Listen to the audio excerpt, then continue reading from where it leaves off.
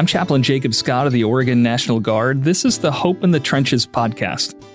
Where going forward, I'll sit down for conversations with people who offer interesting and informative perspectives on finding strength for life and work in the trenches, and even improving our spiritual posture. Whether you feel like you're under heavy bombardment or ready to go over the top toward a new objective, it's good to be with you.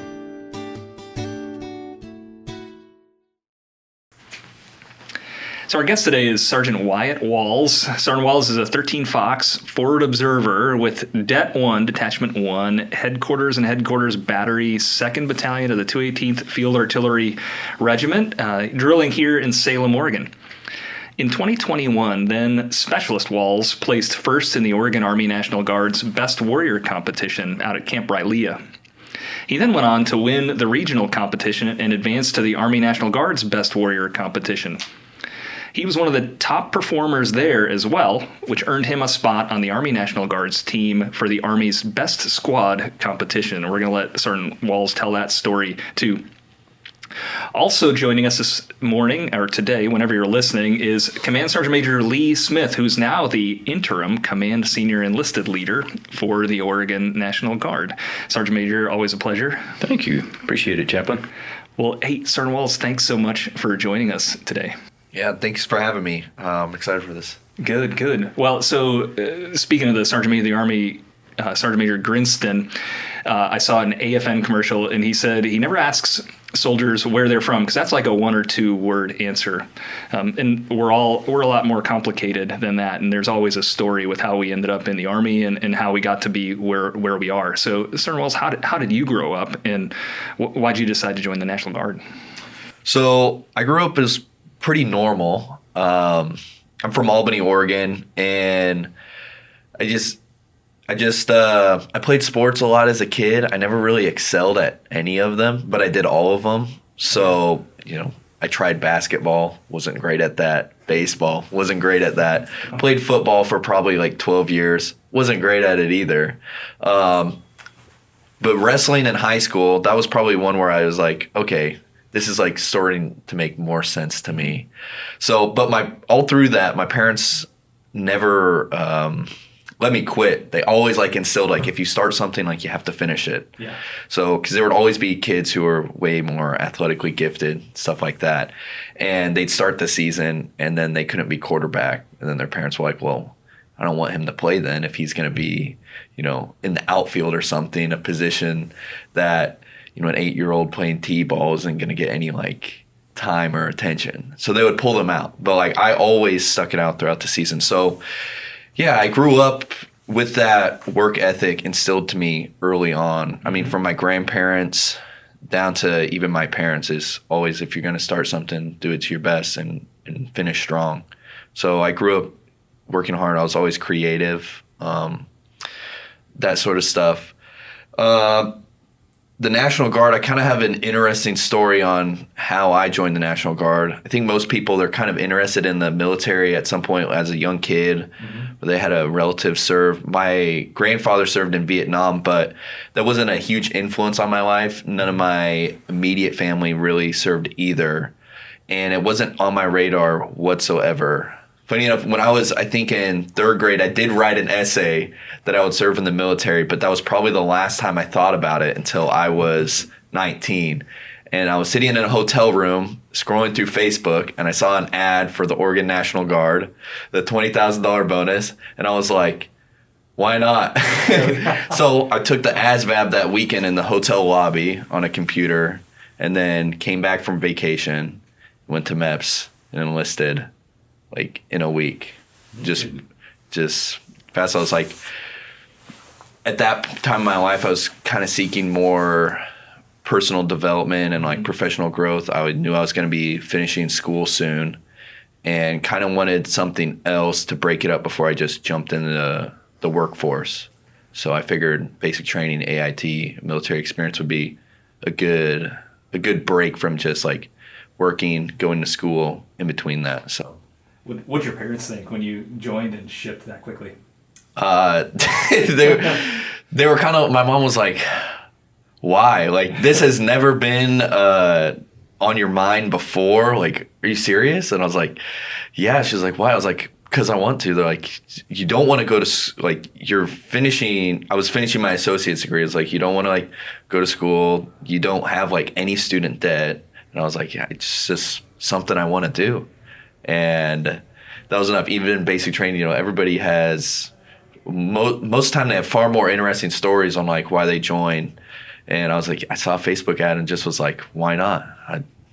I'm sure I'll learn something. Another thing, too, I've talked to a lot of people who are my parents' age, and most men always say that they wish they would have served in the military at some capacity. Yeah. So stuff like that, trying to learn from other people's regrets, just like everyone my parents' age also says they wish they would have never sold their, like, first car, that, like, old classic car that's now worth $50,000. So I never did that either. So trying to learn from other people's regrets and not necessarily mistakes, but stuff they wish they would have learned from. So I was like, I felt like it was a no-brainer for me. So that's a really interesting observation, because I guess I'm probably about your parents' age, but I have noticed that too. I hear quite often people who say, well, I wish I would have joined, or the reason why they didn't think about joining the military when they were younger. They look back on it and they're like, oh, that was not a very good reason not to do it. I hear that a lot. At the same time, too, people can serve their community and their country and the world in lots of different ways. You don't have to do it by serving the military, but I think that's a really important observation, that serving in the military really it scratches an itch for people. Definitely, especially that time from you graduate high school and then, like, your young 20s. Mm-hmm. You can kind of spin your wheels a little bit. I did for like a year and a half, 2 years after I graduated high school. I didn't really, like, do much. I was just kind of going to school, and I didn't really have, like, health and, like, fitness wasn't a huge thing for me. But then I started getting into, like, martial arts and jiu-jitsu, and then, like, it's a switch, like, flipped, and then I ended up enlisting probably only 9 months after I started doing that. So it was like I went 0 to 100. It was like, now, like, give me every challenge, like, I can think of, and that became more of my motivation. Sure. Just seeking, like, those challenges, personal, professional growth, stuff like that. Things that would push you and stretch you, and it's something that's got that has meaning and serves an important purpose in society. We don't usually articulate it that way, but I think that's kind of that itch that serving in the military is. Hey, good for you for having that. Or realizing that's what you should be doing, or good on your parents and your grandparents for instilling that in you, because there's so many folks today that your age who probably don't have that kind of drive. Definitely. So good for you for recognizing that and doing it. Curious though, did you know anything else about the Oregon Guard prior to joining, or that it was just that ad? Pretty much. My relationship with the Oregon Guard was when we would have wrestling tournaments, we would, like, borrow mats from the armory, and you'd see the trailer and stuff, and see a couple recruiters at our school, and I think one time now Sergeant Major Stimson took us out to Camp Adair, our wrestling team, and we were, like, paintballing. So I remembered that. Okay. But that was kind of it. I did have an uncle who he's now retired from the Nevada National Guard. So I talked to him. I had, like, one phone call with him before I enlisted and just kind of talked about stuff. And he was able to offer me, like, some insight and some knowledge. But even then, like, I think it's hard to understand, like, everything until you're in. So a lot of the stuff he was saying, I probably didn't quite understand. Yeah, makes sense. But I knew it was something I was going to do. No one was really going to, like, tell me otherwise. Right. What made you choose the Guard over active duty? I always had aspirations of being, like, a business owner. So I just felt that the Guard was the best option for me to pursue those goals and desires while also doing the military too, instead of going active duty and then putting that on pause, because that's kind of where I was working towards anyways, and the 7-month break in TRADOC didn't set me behind too far. Right. So did you look at that signing bonus as seed money for a business? Were you thinking about that, or were you just looking at the big truck that you wanted? No, I I used my bonus pretty much to like get my business up and running. So there's a lot of like upfront costs when it just comes to like licensing fees, stuff like that. So I pretty much like had the money in hand to pay for all of it. So I got started pretty quick. So I was able to use that money to get my contractor's license and pay for, my first year of insurance and a bond and buy a trailer with my bonus, which was perfect. Yeah. That's awesome. I don't know if I know I would not have made a forward-thinking decision with 20 grand when I was 19. So. No, I wouldn't have either, I don't think. I don't know if I made it. Well, so how long have you been in the Guard now? 3 years. So in September, I hit 3 years. Okay. And the last year of that has been pretty exciting. Definitely. You have had quite a year in the Guard, because we were talking about this as we walked up the steps this morning, that you had no idea how long this Best Warrior experience was going to last, because it started with the state's Best Warrior competition. And then as you advanced from one level to the next, it's been about a year, hasn't it? Yeah, almost a year. Well, now, was the Best Warrior competition something that you sought out, or were you asked to compete, or were you voluntold that you need to be at Camp Riley? No, so when I was enlisting, my recruiter had mentioned something, because my uncle had said, make sure you get everything that you want in your contract. So I took that as like this was going to be like a NFL contract negotiation. Make sure they got all the schools and everything I want in the contract. He was like, listen, like, you haven't done anything for the Guard yet. You can't get like all these schools like in your enlistment contract. He's like, but if you get Soldier of the Year, you can. So then I remembered that in like the back of my mind. And then I think we were doing an ACFT at Camp Withacombe. And like I was coming around like the second mile, and I heard someone say like, who are we going to send the Best Warrior this year? It's like, why don't we send Walls? And I was like, all right, yeah, perfect. I was like, I remember hearing about this. So that was kind of, all right, this is like my opportunity to go that extra mile and seek out those challenges. Well, so, right, they say there's two types of people. There are the people that can get ready, when given enough time, right? And the people that stay ready. How much time, when you first heard them talking about Best Warrior, how much time did you have to get ready? I had quite a bit of time. I was getting ready for another competition, so like the physical fitness part wasn't really a problem for the state Best Warrior. I was pretty fit at the time, but there's a lot of stuff you just have to study. There's an unlimited amount of information that's beneficial to know going into these competitions, and you can kind of get swamped trying to learn everything. Sure. So just hitting the big, checking the big boxes, like the weapons disassembly, rucking, marksmanship. I focused on that stuff, I think, at the early levels, and then built upon those skills for the rest of competitions. But yeah, I had quite a bit of time to train, and definitely it's just like a lot of hitting the books and the flashcards, like studying like the expert soldier badge book, because a lot of the events are pretty similar to stuff you would do for that badge.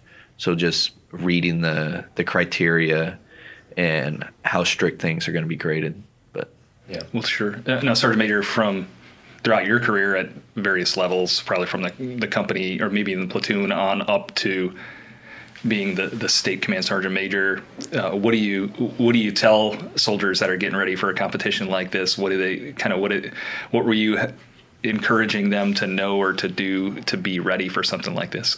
Generally, I would stick with the Know Your 10 level book. I mean, the soldier's book. I don't know if they still hand them out in basic training or not, but the 10 level soldier book. If you know that book, if you can just read that book and memorize all the tasks that are in there at the 10 level, that's the junior level, you will be safe you'll be good to go at the competition. So that's generally what I say. And then make sure you're physically fit and you can ruck march. Well, even more broadly speaking, not just for a competition, that's just good soldiering. Yeah. Because I've heard a bunch of special operations soldiers just say, look, what makes us different is the brilliance at the basics. Oh, absolutely. If you can do the basic soldiering skills really well, if you know how to land nav and you know how to ruck march and you're physically fit, the rest of it will probably take care of itself. But you got to know the basics. So read that book. I used to tell my son that right before he went to boot camp. Like, hey, here's this book. This is mine from basic training back in 1994. Read this. Ask questions, let's study it, and if you know these basics, you'll do really well in basic training. So that's generally what I say. But have it on that. So for the listeners who might not understand these competitions or know what's going on, just kind of give us a rundown on what you and your fellow competitors took on during the state and maybe the regional competition.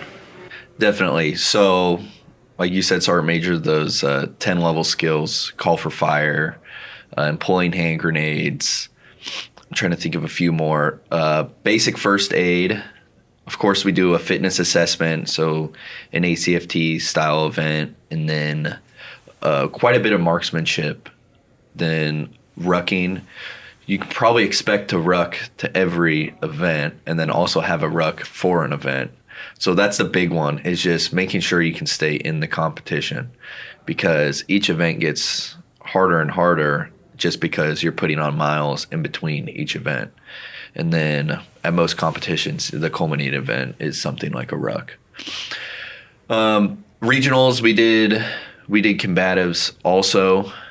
We did definitely a lot of marksmanship at regionals too, but yeah, just knowing all the basic soldiering stuff. So how to set up a radio, do land navigation. A few competitions we did IED lanes, so just sort of like situational awareness. It's a lot of just the basics, but they're going to stress you to where the basics become challenging.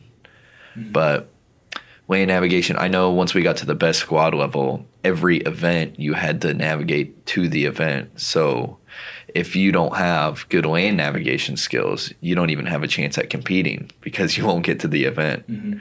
So just getting those basics. Almost everything you learn and do in basic training, you're going to do that over the course of 4 days. So that's kind of how I would summarize it to people. It's just those basic warrior skills, and then who's the best and who just can gut it out the longest. Yeah. Now, I don't want people to get intimidated by a competition like this either, because that's everything that you listed is stuff that any soldier or airman can do and anybody can get better at. Definitely. Well, and like you said, when you get tired, even the basics become more challenging. I mean, that's a good metaphor for life too, right? Yes. When you're tired and stressed, everything gets tough. But this is all stuff that anybody can get better at.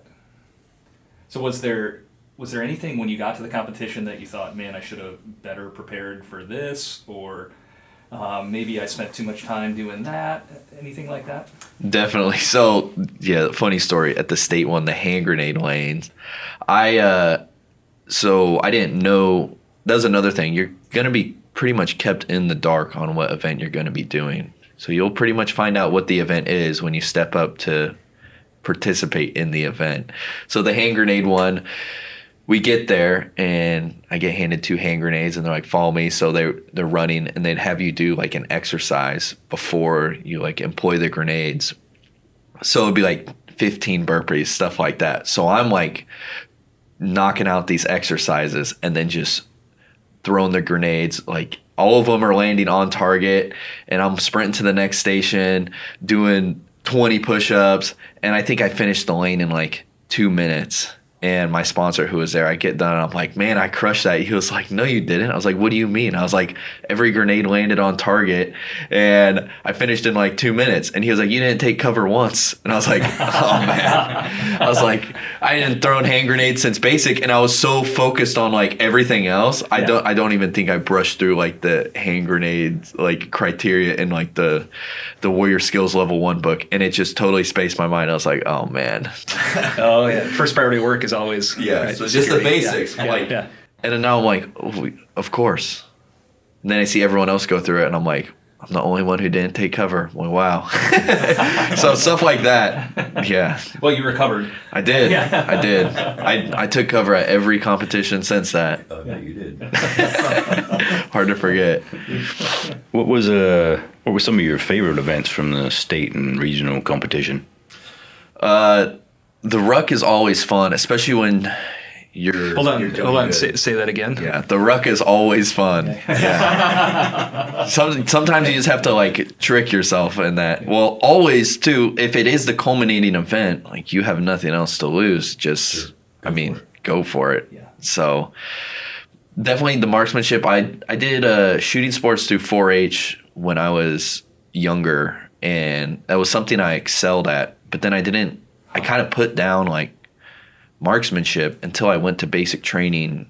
So for like 3 years, I probably didn't shoot a firearm, and then went to basic training. Yeah. And I shot 40 out of 40 with iron sights like the first day at the range. And I was like, I guess I'm still pretty good at this. So marksmanship is always fun, especially because sometimes we don't get, especially being a 13 Fox, like fire support, we're not, training and qualifying on like 240s and stuff on our weekend drill. So at the competitions, there's a lot of opportunities to get on some firearms that you don't always get to shoot, like the Mark 19 or the 50 or an AT4. So those opportunities are there to get your hands on some pretty cool assets that the Army has, and just to see what they're capable of. Flying around in a Blackhawk never gets old. No. I don't think. Like that. Yeah, I've been doing this for almost 30 years. Yep. Yeah. I don't think anybody can complain about that. I'm trying to think what else. Regionals, when we did combatives, that was very fun because I was like, this is my event right here. I was say, this is your thing, wrestler. Jiu-jitsu. Yeah. So I was very excited about that. I was like, this is like my opportunity to like really like set myself apart from the competition. And literally choke people out. Yeah, definitely. Yeah, because I would say I was not the most intimidating figure amongst most of the competitors at the competition. So even for the spectators, it'd be like, oh my gosh, like this is kind of unexpected. But I would say, out of all the events, probably the most fun thing is just meeting and hanging out with the other competitors, and you make memories to last a lifetime and friends. Like I'm pretty tight with the guys from the national competition and in the best squad competition. I'd say you probably built some friendship for life on that one. Definitely. Yeah. Oh yeah, I imagine it's those experiences, going through a grueling physical and mental event like that. Definitely. Yeah, definitely forges some strong relationships. Yeah, that was the same thing. High school wrestling, but you need people to get through it. Yeah, you can't do it alone. Right. So. Yeah, that's really cool. So the Sergeant Major of the Army's Best Squad competition, that was a little bit different format from our state competition and the regional competition. And I was not even allowed to attend as a State Sergeant Major. So tell us about that one. What was that like? Yeah, so this was the first ever Best Squad competition too. So there was no picking a previous competitor's brain on what to expect. And we kind of were just, let's make sure we're really good at the stuff we've already been doing, but we're able to do it as a team. Mm-hmm. So I think a lot of our train up for it we spent was like land navigating in a team element of 5 people using like hand and arm signals, stuff like that. That's also in your Warrior Skill Level 1 book. So once again, the basics are everything. So we did a lot of land navigation and moving as a team in battle drills, because you'll do battle drills and stuff at the individual competitions, but it becomes a little bit more detailed when you have other people working with you, and just the communication. Yeah. So building those almost like standard operating procedures amongst your team, stuff like that. So yeah, we really didn't know too much what to expect. We found out that the first 3 days would be individual competition, and then the last 3 would be the squad competition. But we didn't know what that was going to look like. Like if they were going to do a best warrior competition for 3 days, and then the last 3 a similar competition, but now you're with your team, and then take like an accumulative score based off like who the best individuals from each team were. Mm-hmm. So we really didn't know what to expect at all. I think we just expected a lot of land navigation and battle drills, and other than that, we just stayed on top of what we already did, marksmanship and whatnot. That's another thing. The Guard is, I think a lot of people underestimate the Guard. We crushed basically every marksmanship event that we did. I mean, we had team members from Wyoming and Nebraska, so they can shoot whenever. They're getting more range time than probably anybody. Yep. So, yeah, it was definitely interesting. It was a change of pace. So I guess when we did get there, we found out the individual competition aspect was going to be the E3B, which is your expert infantry badge, expert soldier badge, and expert field medic badge. So that right there is a challenge in itself, showing up and them putting the badge in front of you and being like, but you have 3 days and 0 preparation. Try and get it. So then Hurricane Ian also came through at the same time. So it was exciting. So our first day, So our first day we did the fitness assessment portion of those like badges, and then we went to, they had an area set up where we'd start doing the medical lanes, and we ended up getting taken back to the barracks at probably 1300 because they wanted all the cadre and stuff to go home and be with their families and ride out the storm. So now our 3 days to complete a week-long task is now cut down to 2. Wow. Mm-hmm. So we went back out the next day, and we had to do all the medical and the weapon lanes in the same day. So that's 20 events, and the criteria for the expert soldier badge, expert infantry badge, they're very strict. Oh, yeah. And usually I think you get a 2-week train up, and so they would give you time to practice each one, but if you spend too much time, you'll run into the problem I did. You spend too much time training for each one, you're going to be there all day. And so I think I was the last person standing for the expert soldier badge, and I think I no-go'd my last event at like 7 in the morning after getting there at 6 in the morning. So, wow. Yeah, so that was definitely a challenge. I think there was 3 people who got their expert infantryman badge, which is pretty impressive to get it with, because it's usually a 10% success rate on the EIB, probably on the same with the soldier badge as well. Yeah, definitely. So and a medic badge. It was really impressive and cool to see them like get it at that level. But I know for us, we were pretty motivated. Like, oh man, this is one of those things that is it's kind of hard to come by for us. And now we got like an opportunity to get it at the best squad competition.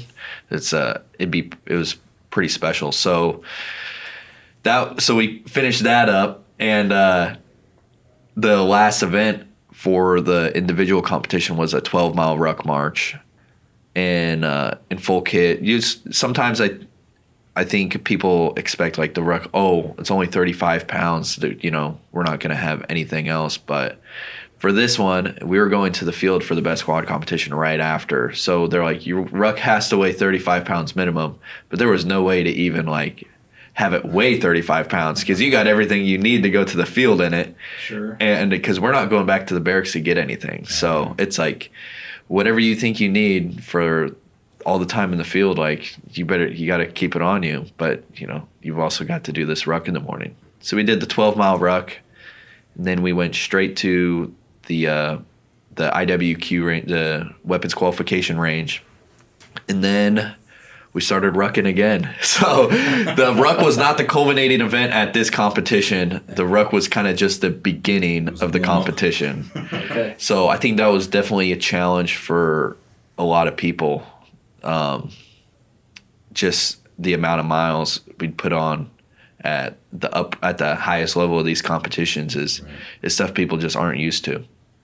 So the best squad competition, once we got into the squad section of things, it was a lot of patrolling and land navigation. And pretty much every movement was 6 to 7 kilometers, and your events would be at those points. So I think the first day when we went out to the field, they had us. So they also implemented events where they would show you how to do something, and then you'd have to remember that, and then you'd do it the next day, which was pretty cool because they did, like, a lot of people, like the command teams that were there, like Medcom or Cyber, they've probably never like hung mortar rounds before. So there was kind of stuff like that where it was like, here's an event, but also like, you know, we're rewarding you guys. Like, we still want this to be fun. So we call for fire. That was in there. There wasn't a whole lot of marksmanship. But yeah, so the second day we did a movement. There also a lot of troop leading procedures. So, you know, receiving a warning order, you know, creating an operation order, that sort of stuff. And that was another thing we really trained on, being at the Warrior Training Center where they do RTAC and everything. That's something being pretty new, you know, I'd never done any of that stuff before. So we were able to go up to the training base where they do RTAC or the Ranger Training Assessment course and just pick the brains of the Ranger instructors and get really spun up on that. So I think we kind of did too much, actually, at the competition, because I think everybody else just got a rough outline and presented like their operation order to the cadre, and then they're like, all right, you guys can bed down. And we probably stayed up way too long making the best operation order imaginable, thinking that they would be, you know, grading it like it's Ranger school. So it was like, we've got a plan to use a poncho as a litter and like all this stuff. And I think we overestimated how I guess critical the grading would be at times. But it's better to overestimate than underestimate. Always. Yeah. So yeah, there was a lot of that. We did a like room clearing and stuff, because we pretty much expected to do that. You know, now we're no longer competing as an individual. You have a team, and then, you know, your standard operating procedures like, go let them shine, like your teamwork in a, you know, low visibility enclosed environment with a bunch of chaos going on. So treating casualties like with a team, stuff like that. And then an obstacle course. We did an obstacle course as a team. That was something I don't think most people have done before. Like, you coming up with a plan to scale an obstacle. Like, are you going to send your shortest person over first? Or are you going to leave them behind and then like they're trying to jump up and get their hands on top of a barrier to climb it? And then we did the 82nd Airborne Stress Shoot, which was very fun. So that, just a brief description of that. So like, they'll have you memorize a puzzle before you start, and then you'll do almost like a sprint, drag, carry style workout, and then go to a barrier, shoot, do that same workout again, and then shoot again, do that same workout again, come back, and then rearrange the puzzle based off what they showed you before you started. So testing that your ability to shoot, you know, with your heart rate elevated when you're tired, and then also just your mental awareness. Like, a puzzle is something that, you know, I don't think most people got that on the first try. The rearranging a puzzle after you're totally exhausted, and mentally and physically. But so that was kind of the best squad competition. Well, that's pretty cool. They weren't doing that type of stress shoot back when I was in the 82nd Airborne Division. It was still the paper targets. Yeah. But I want to go back to a couple things about the best squad competition. So for the National Guard squad, they built your squad from the individual competitors at the Best Warrior competitions. What were some of the organizations that sent squads to this competition? So the Army Reserves, they had a squad too, and they were they were composed similar to how we were, where they did an individual competition, and then at one of the higher levels, they started to narrow it down and put together a team. You had Force Com, so I believe the 101st Airborne was representing them, and we actually had a National Guard team get second place at the Force Com level. Oh wow! So they were on deployment, and they I can't remember what command team they competed against, but so they won, and then they got to go compete in Force Com, and they got second place to the 101st Airborne. So there was almost 2 National Guard teams at the best squad competition, and I believe the Force Com Soldier of the Year was from the National Guard, and the runner-up NCO of the Year for Force Com was from the National Guard also. Oh, that's fantastic. It was, yeah, so pretty good bragging rights this year. So Yeah. then there was Medcom, Cyber, U.S. and Africa Command, U.S. Pacific Command, U.S. Special Operations Command. I feel like there's a few more I'm missing. I believe the Army's Futures Command, and they also had the DC Command. Okay. So the old Guard had a team. So the geographic combatant commands and the functional combatant commands. Yeah. Yep. So I think that might be it. I'm sure there's some that I'm forgetting, but. No, but that's still pretty impressive. To be able to compete against our fellow soldiers and counterparts from all components and other parts of the Army. Definitely. Yeah, I think the biggest thing for us was like, I don't think many of us, I haven't been on a deployment, but I know a few of the other team members have. So we haven't really spent a lot of time around the active duty Army outside of TRADOC. So it's kind of like, I wonder how different things are going to be. And it's not that much different. And we kind of saw that it's like everybody's pretty similar in the way things are done. So the National Guard is, we're all one and the same, and we're just as good as them. I mean, we proved that in the competition. Total Army. Absolutely. Yeah. Definitely. Yeah. So there was you had quite a bit of a train up prior to the best squad at the Warrior Training Center, right? How long were you there before you went to the best squad competition? Yeah, so we were there for 4 weeks. 4 weeks. Wow. 4 weeks. So, and the Warrior Training Center has basically got every resource that you could imagine.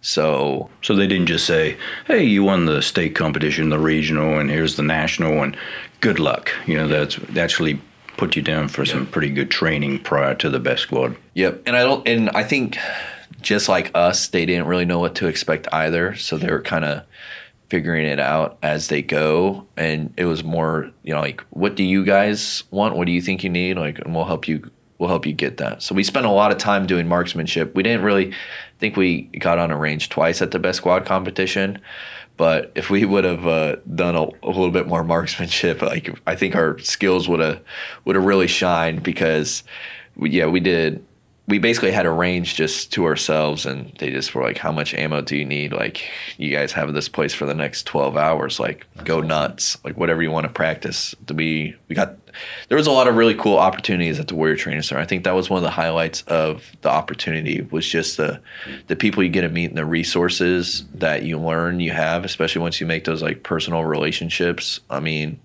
we got one-on-one time with the Army Marksmanship Unit. What else did we get? There was just a bunch. All the people at Warrior Training Center are super helpful, and they love seeing, like, people from, some new faces come down there and kick some butt. Cool. Now, you mentioned the road march at the best squad competition. There was a road march to kind of kick off the competition. Was that the picture that I saw on social media from the National Guard? It was a lot of us here back home here in Oregon shared this picture because there was a picture of you finishing the road march first. Yeah. So that was the National Guard's national level best warrior. Okay. Yeah. So yeah, that was me, and then the Soldier of the Year, Sergeant Faylis, finishing together. Waving the Oregon flag. Yeah, waving the Oregon flag. Yeah. That was definitely a highlight of like the last year because it was, I mean, couldn't help but be happy. Like the week we had was crazy. The Tennessee National Guard, they turned up the heat for that competition, and it was a pretty amazing competition. Yeah, and just finishing, holding your state's flag with everybody else, like we did it. Yeah. Now let's celebrate. But now you could have won it outright. But tell the story of that. Yeah, so maybe I'm not 100% sure, but because I definitely had at some point I had a pretty big lead in the ruck. And I was not expecting, like, in all honesty, I thought I had gotten first in I think every ruck at every level of the competition. But we did our fitness assessment at the national one, and I was like, this is gonna be a long week. Like, these guys are impressive to say the least. So I kind of started that morning with the impression of, well, this is the last event. I've got all the time in the world to recover from it. I might as well just go all out. Leave it out there. Yep. And I think another big thing throughout each competition that definitely showed in the best squad one was I just took care of myself throughout the whole competition. So a lot of people, they get to the final event and their feet are chewed up, they're cramping, sleep deprived. But I just would make sure to take care of myself. Like if there's downtime, like I'm not taking a nap, I'm stretching, stuff like that. Mm-hmm. But so I think the first 4 miles, everybody starts fast, but then everybody slowed down a little bit faster. And I was like, so now I can't see anyone behind me, but I don't know how close they are to me. So I'm like, well, I better just keep running because I'm assuming they're running too. Yeah. So I had me and Phalis, I think for the first half we were together. And then I think at some point I pulled away from him, and there would be some straight stretches where I could look back like a mile and I don't see anybody. And then I think I was going up a hill and I see him start coming around the corner, and I'm like, you got to be kidding me. I'm like, I just can't lose this guy. And so I think the last 3 miles we did together, but so he was out of water. I still had, I think, like a canteen or two of water. So, and then at that point, if you don't have water, it can catch up very fast. Mm-hmm. Dehydration will take down the best athlete. The wheels will fall. Yeah. Off, yeah. So I think he might have, that was starting to happen. So I was giving him water, but I also at the same time, you can't do it alone. And it was kind of nice having somebody with me there for the last bit. And then that's, we did slow down the last 2 miles. I think we walked more than we ran, which wasn't the case for the rest of it. But I think I think both of us have a pretty big lead. And I was like, I was like, do you want to just cross the finish line together? They're like, yeah, totally. I think we got 1.5 miles left. There is no sense in racing to the bitter end. I'm like, we made it this far together. And it's so I think that was pretty special. Thank you. It is. Now, Sergeant Major, you told me a story about Sergeant Walls that I think kind of first got me thinking about this recently. So, you mentioned this too. There are a lot of great athletes out there. There are a ton of incredible soldiers who are very tactically and technically proficient at what they do, but not everybody can go about their business or lead or soldier or serve in a way that is so positive that it brings up the people around them, that their positivity is what makes an impression just as much as their knowledge and other skills. Because Sergeant Major, you said one of the things that kind of got back to you was that no matter how hard it got, no matter what kind of grinder they put all the competitors through, Sergeant Walls always had a smile on his face. Absolutely. Yep. I heard that all the way through the state competition about you. And then, of course, I didn't get to come to the regional, but I heard the same thing. In fact, the state sergeant major of Wyoming called me and said, hey, that Specialist Walls, what a stud. That guy's going places. And he's always smiling. And then, of course, I got to go to the nationals with you. And yep, same thing. I saw it myself, right in the middle of the competition. Everybody else is, taking care of their feet and got just a down look on their face. And here I come across Specialist Walls, a big smile on your face. I'm like, positive attitude. That is amazing. It was really, really neat to see. So where does that come from? Yeah, I don't know if it really came from anybody, but it just, that's just kind of how I always been. If I'm in a less than enjoyable situation, I always try to at least make it enjoyable for me. And I mean, you're gonna be doing the same thing no matter what, whether you have a positive attitude or a negative attitude. So your attitude's not going to change the situation. So you might as well have a positive outlook on things.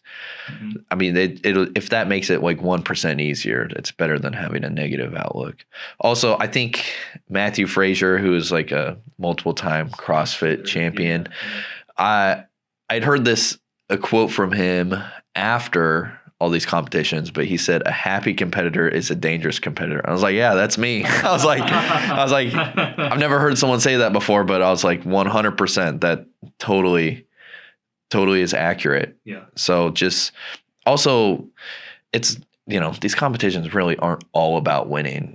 Winning matters, but if the guy next to you is,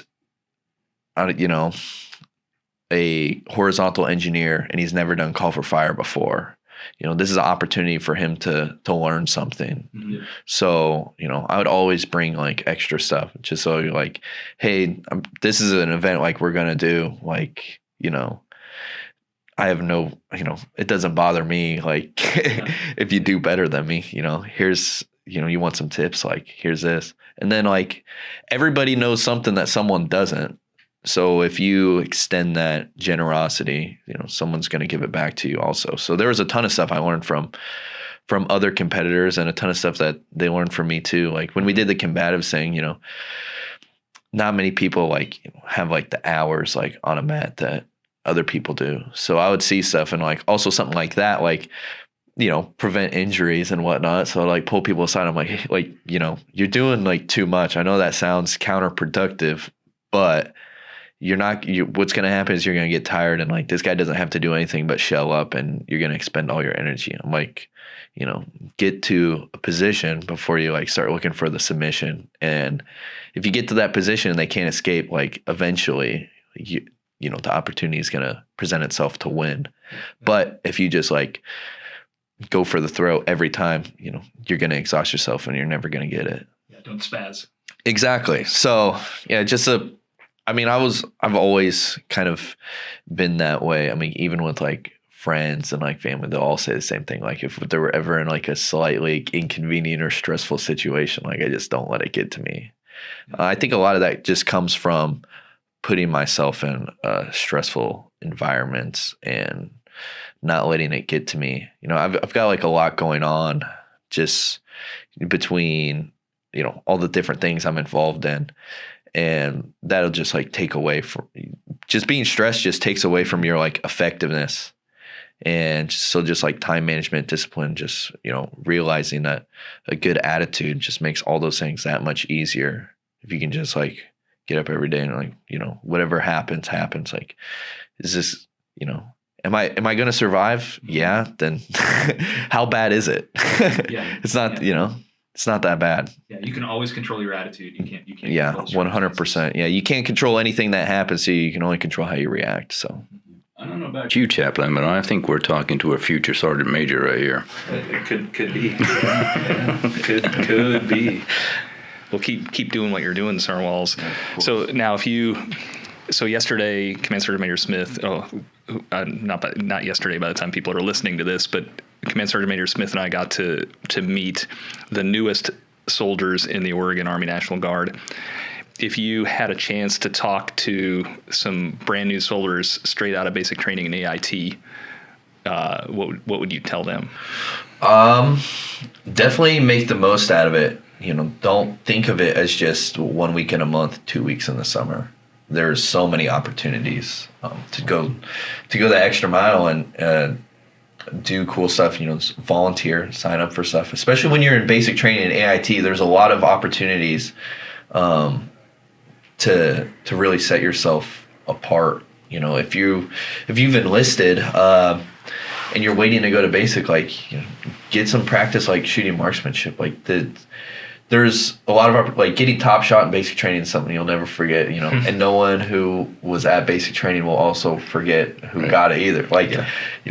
There's those opportunities. Make the most of it, meet everybody you can, just be a positive influence, because you never know who you're going to run into later on down the line. Also, a lot of the people from these competitions, I know I'm going to see again. So, make sure everybody you come across that you have a good relationship, that they have something good to say about you. Just make the most of it. There's so much out there, don't let anyone tell you no. There's always something more you can do. Mm-hmm. That I think that's just my biggest piece of advice, because I definitely did not know that when I was getting in. Yeah. I just did not know what was possible. There's a lot. There's, especially just the job opportunities. I didn't really join the Guard looking for a civilian career, but one of the guys on the best squad team, if I was I'm very satisfied where I'm at right now, but he just turned 20, but he got out of the National Guard. He went in to be a carpenter, and then that counted as his apprenticeship. And he's a carpenter in the Guard, and he's a union carpenter at 19, making way more money than I was at 19. Oh, good for you. So just those opportunities, just know who to talk to find that sort of stuff out. Mm-hmm. And even in the AGR jobs, there's so many cool opportunities in the Guard. And I think the interesting thing about the Guard versus the big Army is you are a little bit more hands-on with your community, helping your state and stuff like that. So, just even stuff just like the Veterans Day Parade. You'll never just doing the Veterans Day Parade, helping out and hanging out there. It's so much. You'll meet so many cool people, and do all the stuff do the tag match, do any competition, do the shooting competitions, do the best warrior, get your name out there, and just let people be known that you're motivated. Great advice. It is. Maybe you need to send him over to the next battle handoff ceremony. We do. Guest speaker right here. I think so. Yeah. Now we've been talking for a while, but I do want to, before we let you go, I want to kind of hear a little bit about what you do on the civilian side, because I'm a firm believer that if you're good at what you do in the military, in the National Guard or the reserves, you're probably good at what you do on the civilian side too, or vice versa, right? If you're diligent and disciplined and apply yourself in the civilian world, that kind of stuff's going to make you a better soldier too. So we talked about or mentioned this already, but you're a small business owner. Yeah. Tell us or tell our listeners what you do on the civilian side. Yeah, definitely. So I do cabinet installation. So I didn't, like I said, there was a time in my life where I really didn't know what I was going to do. I always knew I'd figure it out, but I just didn't know what I was going to end up figuring out. So I didn't really have anything I was super passionate about till I started hanging out in the wood shop at my high school. And then I was like, okay, this is something I like. I just need to find a way to make money doing it. So graduated high school and immediately just started working in a cabinet shop, and then learned what I needed to do it on my own. And then I came back from basic training in AIT and used the money I'd made there, my bonus, to cover those startup costs. And I had all the tools and everything from just doing woodworking and stuff as a hobby that basically just able to hit the ground running. I thought I wanted a cabinet shop for a long time. There's a lot of upfront startup costs with that. Real estate, machinery, versus I have all my tools from doing this as a hobby. I just need a van. But that was also I think pretty critical in just my success or ability to not get unmotivated. Like in the Guard and the military, like going to basic training in AIT, like I already had that experience in like discipline, because there's no one there to like hold you accountable if you're like your own business owner. You know, like you are like the leader, and there's like not many people. There's nobody above you, so you've got to like hold yourself accountable. No one's going to make you do it. So, you know, when I'm in an environment like basic training where, you know, I don't have a choice, it's really easy because like I've always had the choice to quit. Like now I don't. I'm like, oh, this is really easy then. But I mean, you even see a lot of people who are, you know, had a long career in the military, they get out and they're successful in the business side of things. I don't know if every successful business owner could be successful in the military, but I think most people successful in the military could be a successful business owner. Just, yeah, going back to, I mean, it's time management, discipline, the relationships, especially, like I said, you know, make sure everybody has like something positive to say about you. It goes the same thing. Like if you're working in someone's house, you know, if someone doesn't, you know, if they don't feel comfortable with you, like in their home, or they leave with like a bad experience, you know, people are going to like know. So yeah, there's a lot of stuff crossed over. It was definitely, there was some challenges this year just because all these competitions and stuff like that were like, I didn't really know like how, you know, intense this thing was going to get, but just similar, like to have an effective unit in the military, like the dissemination of leadership. So that's kind of how I operated my business. And, you know, it worked out. My busiest months were when I was gone. So, I mean, that's just like having you know, people that like, I don't even like consider like my employees, like they're people I work with because, you know, I need them just as much as they need me. I probably need them more than they need me. And trust. Like, yeah, trust. Like I'm just there if there's something like, you know, I'm more like the expert on the subject matter, but they're the ones like, you know, and that's kind of how like, you know, NCOs operate in the military. So that's, you know, going back to like, they could be successful in like the business space, but yeah, just the trust, the expectations, and the respect is huge, you know, because no one's going to care about your stuff more than you. So don't expect anyone to do something for you. So yeah, just that dissemination of leadership, trust, respect, and yeah, I was able to stay successful. The first year of business is the hardest, and I was absent for probably half of it.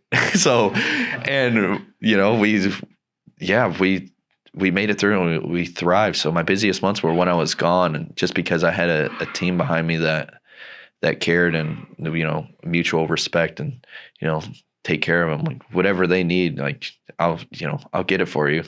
Yeah. And just like that sort of awesome generosity. Yeah, good for you. That's impressive for being a young man. Yep. Absolutely. So what's next in your Army career?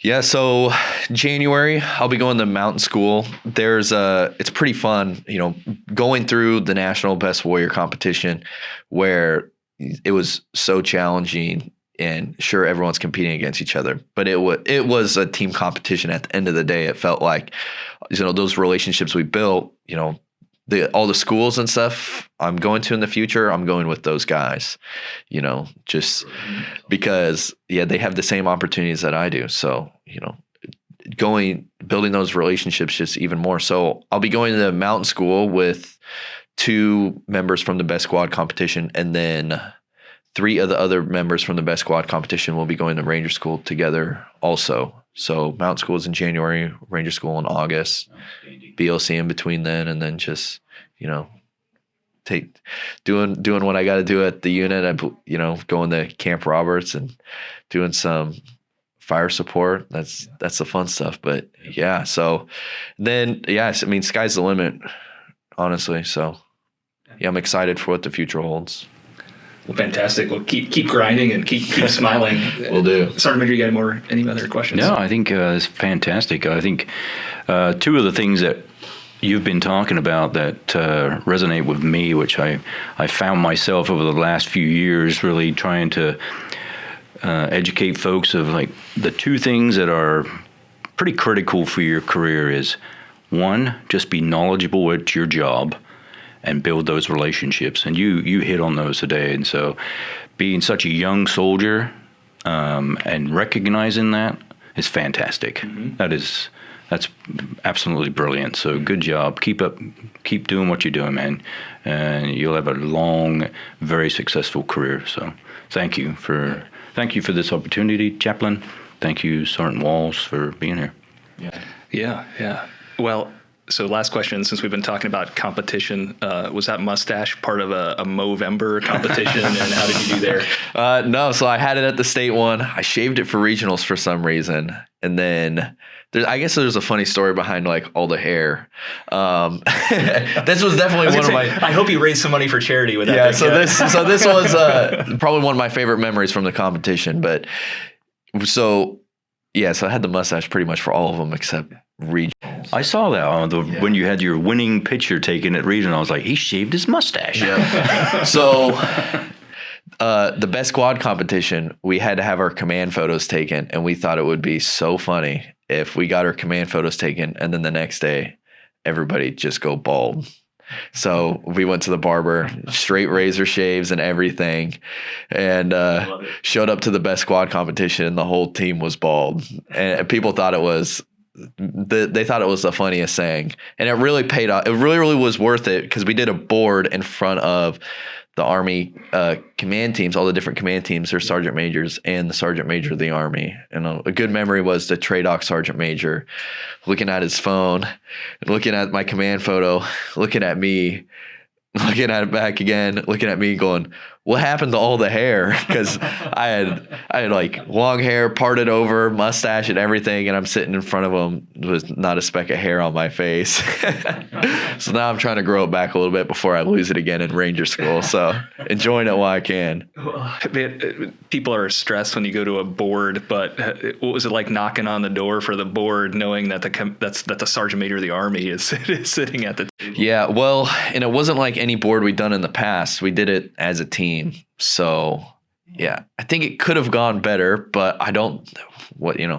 how were we supposed to know? Like, we'd never done a board as a team before, and boards are already enough. Like, that's most people's least favorite event. I don't really get like nervous for that sort of stuff, because I understand that, like, you're not supposed to know everything. Like, it's more of a test of your composure and how much you do know, how well you studied.